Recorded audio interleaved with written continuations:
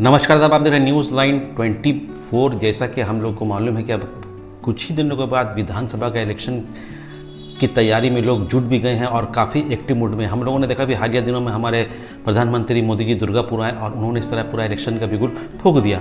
और 21 जुलाई काफ़ी अहमियत के हामिल है। इस दिन ममता बनर्जी अपने कार्यकर्ता को पूरा एक मैसेज देती है और पूरी दुनिया की निगाह इस रैली पर टिकी हुई है। आज हमारे साथ तृणमूल कांग्रेस के वो नेता मौजूद है जो किसी तारुफ के मोहताज नहीं है। अपनी बेबाकी और बोल्डनेस की वजह कर उनका एक अपना पहचान है। काफ़ी दिनों से तृणमूल कांग्रेस से जुड़े हुए हैं। और अगर कुल्टी की रेल पार की बात की जाए, वार्ड नंबर 63 और वार्ड नंबर 65, इस दोनों वार्ड के वोटर और बाकी वोटर को अगर मिला दिया जाए तो यहाँ से 30,000 वोटर खास मुस्लिम हैं। और इस 30,000 जो वोटर होता है, इस वोटर काफ़ी अहमियत की हामिल है। हम लोगों ने देखा कि गुज़िश्ता साल कुछ ही वोट से तृणमूल कांग्रेस यहाँ से हार गई और इस बार सबकी निगाह माइनॉरिटी वोट पर टिकी हुई है। आज हमारे दरमियान में अख्तर हुसैन का अपना एक अलग पकड़ है।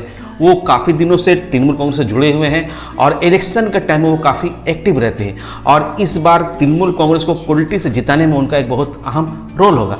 आइए उनसे मुलाकात करते हैं और जानते हैं कि 21 जुलाई को लेकर उनकी कैसी तैयारी चल रही है। जी Akhtar sir, first of all welcome in our channel. 21 जुलाई काफ़ी अहमियत की हामिल है और इसकी तैयारी कैसी चल रही है? हम लोग देख रहे हैं काफ़ी एक्टिव है, काफ़ी मेहनत कर रहे हैं। नहीं तो हम लोग हर साल करते हैं, तो नया नहीं है। 21 जुलाई हर साल मनाया जाता है, शहीद दिवस मनाया जाता है।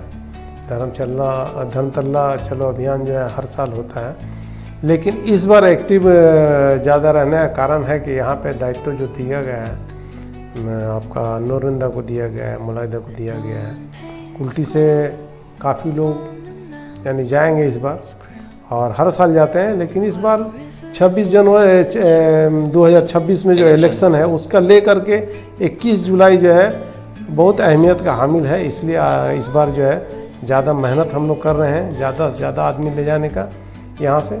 और ये मैसेज देना है मेन यहाँ पे कि हम लोग 2026 में किस तरह से यानी कि सभी पार्टियों को शेष करके हम लोग जो अपना परचम लहराएंगे।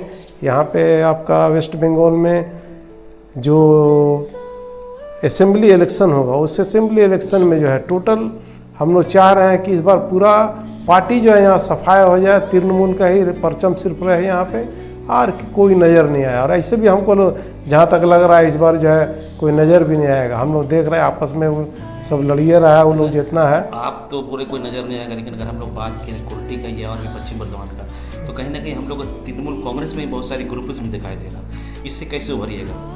ना, ग्रुपिज्म है, वो बात सही है, मानते हैं ग्रुपिज्म है, लेकिन जहाँ पे टीएमसी का वोट देने का बात है, वोट के टाइम में एक साथ सब हो जाता है, ऐसा कोई बात नहीं है।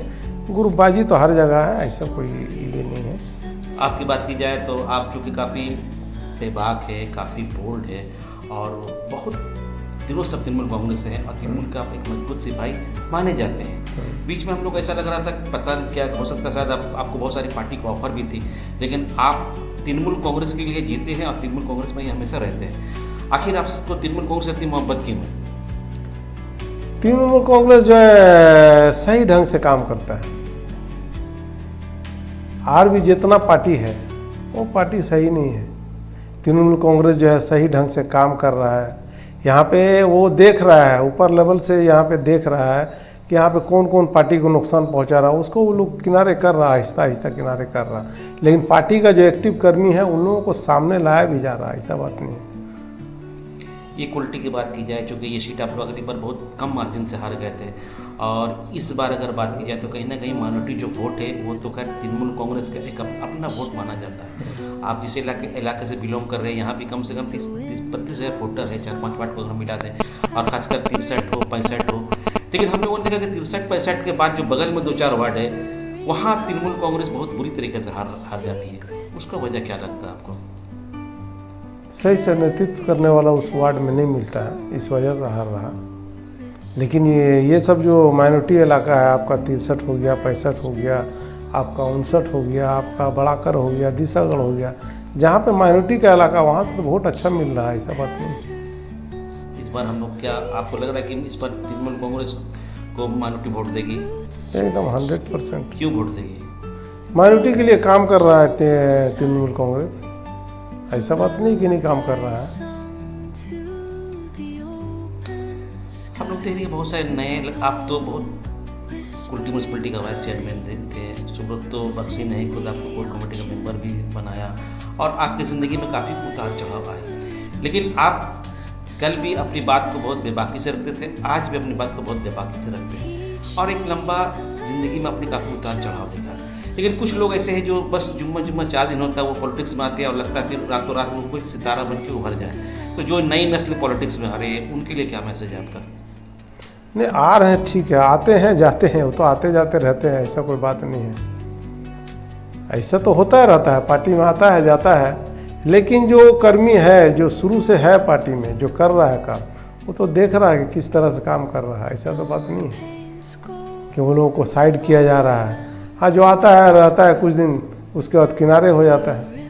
अब देखिए बहुत सा है, हम नाम लेके मिसाल देना नहीं चाहते हैं, लेकिन ऐसा भी है कि आया है, ऊपर उठा, उसके बाद फिर गायब हो गया, फिर चला गया, पूछने वाला भी उसको कोई पूछता भी नहीं। अच्छा, जो लड़का अपना पॉलिटिकल करियर पॉलिटिक्स बनाना चाहते हैं, जो नई नस्ल लिखा पढ़ा लड़का है, उसके लिए क्या मैसेज है? कैसे पॉलिटिक्स करे ताकि उसका अपना भी समाज में मकाम हो और आगे चल के वो तरक्की करे? देखिए, वैसा तो जो लड़का है पॉलिटिक्स करता है, जो करना चाह रहा है तो उसको तो कम से कम सीखना होगा कि हाँ पॉलिटिक्स किस तरह से किया जाता है। वो आया 2 दिन के लिए आया, 2 दिन में सोचेगा हम सब कुछ कर लेंगे, तो ऐसा होता नहीं है। पॉलिटिक्स करने के लिए एक लंबा टाइम चाहिए। आज ममता बनर्जी जो है आज से ऐसे आपका शुरू से कर रही है, स्टूडेंट फेडरेशन से जो है वो लगी हुई है इसमें, आज यहाँ पे चीफ मिनिस्टर बनी है, तो मामूली बात नहीं, मार भी खाई है, बहुत परेशानियाँ भी झेली है वो, आज चीफ मिनिस्टर हैं यहाँ पे। अब हम लोग का टारगेट यही है, हम लोग अब लास्ट टारगेट है कि 2026 में विधानसभा पूरा मेजॉरिटी के साथ जीत करके लास्ट जो है 2029 में ममता बनर्जी को पूरा देश का प्रधानमंत्री बनाना है। क्या है कि हम लोगों का वेस्ट बंगाल से आज तक एक भी प्रधानमंत्री नहीं हुआ है। हम लोगों का लास्ट टारगेट है कि ममता बनर्जी को 2029 में प्रधानमंत्री बना करके इस देश को दिखाना है कि हाँ वेस्ट बंगाल का प्रधानमंत्री बना है। आप लोग इस पर देखिए। चलिए, ये कि हमारे जो ऑडियंस है, आपके बहुत सारे चाहने वाले हैं, आपके बहुत सारे कार्यकर्ता है और ये कहा जाता है कि आपका अपने पॉकेट वोट है, जो हम लोग देखते हैं कि हमेशा वो आपको ही बातों को मानती है, आपकी तरह वोट को कन्वर्ट करते हुए दिखाई देती है। 21 जुलाई के लेकर के उनसे क्या आपके पैगाम में क्या मैसेज है, जो आपके वोटर है, जो आपके चाहने वाले? हम लोग, मेरा जो चाहने वाले हैं या टीएमसी के जो चाहने वाले हैं, मेरा मैसेज यही है कि 21 जुलाई को ज़्यादा से ज़्यादा तादाद में धर्मतल्ला चलें, वहाँ दीदी का वक्तव्य सुने, क्योंकि मेन वक्ता जो है दीदी होंगी, उनका वक्तव्य सुने और आ करके उसी हिसाब से काम करें यहाँ पे, ताकि टीएमसी को आने वाले दिन में और फायदा हो। कुल्टी से आप लोग सीट निकाल पाइएगा टीएमसी का? हाँ, टीएमसी अगर यहाँ पे कैंडिडेट 6 से देगा तो जरूर सीट निकलेगा। बीजेपी बोल रहा हमारा कोई मुकाबला नहीं, हम लोग नहीं, ऐसा कोई बात नहीं। टीएमसी आपको सीट निकाल? हाँ, टीएमसी सीट निकालेगा यहाँ से। टीएमसी जिसको भी कैंडिडेट करे टीएमसी सीट निकाल लेगा। टीएमसी को आप यहाँ पे जिता रहे हैं, आप उसके लिए मेहनत भी कीजिएगा। हाँ, 100%। चलिए, ये थे अख्तर हुसैन, ने 2 बातें की। इन्होंने पहली बात ये कहा कि कुल्टी इस बार हम लोग टीएमसी को जिताएंगे। दूसरी बात इन्होंने ये कहा कि 26 में सिर्फ दीदी को वज़ीर-ए-आला नहीं बनाना, बल्कि 29 में उनको प्रधानमंत्री बनाकर पूरे हिंदुस्तान को एक सौगात देना है। इमरान के साथ मैं खुर्शीद, न्यूज़ 9 24 आसनसोल।